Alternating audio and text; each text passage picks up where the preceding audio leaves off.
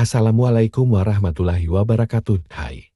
Perkenalkan, nama saya Sawarudin. Video kali ini, saya akan membahas tentang stabilitas sistem keuangan dan stabilitas moneter.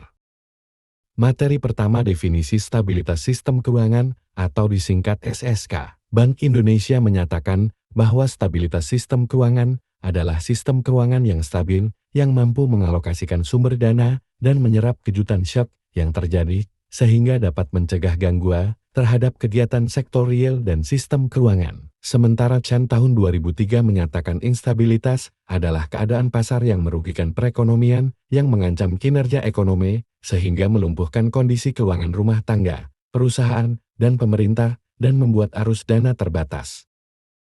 Materi kedua, pentingnya stabilitas sistem keuangan dalam sistem perekonomian. Haubel, Kakes Kinasi tahun 2004 menyatakan 3 alasan SSK penting. 1. Stabilitas moneter hanya dapat terwujud dengan adanya stabilitas keuangan, karena sistem keuangan merupakan transmisi kebijakan moneter. 2. Perkembangan ekonomi ditandai dengan meningkatnya risiko bagi perekonomian suatu negara. Di antaranya adalah perkembangan sektor keuangan yang sangat signifikan dibanding perkembangan ekonomi. Proses finansial deepening sangat cepat, yang ditandai dengan berubahnya komposisi aset dalam sistem keuangan, di mana pangsa monetary assets agregat semakin turun sementara pangsa non-monetary assets sehingga semakin meningkatkan monetary base.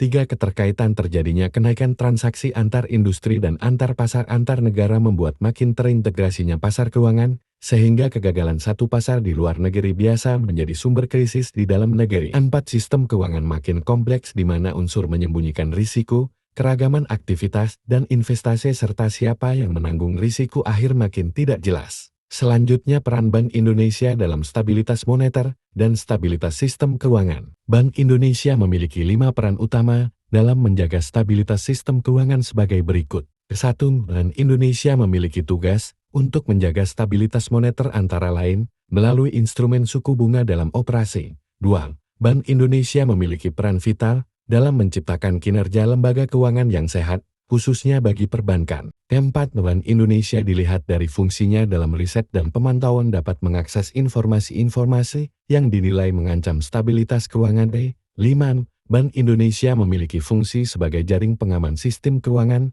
melalui fungsi bank sentral sebagai lender of the last resort (LOLR).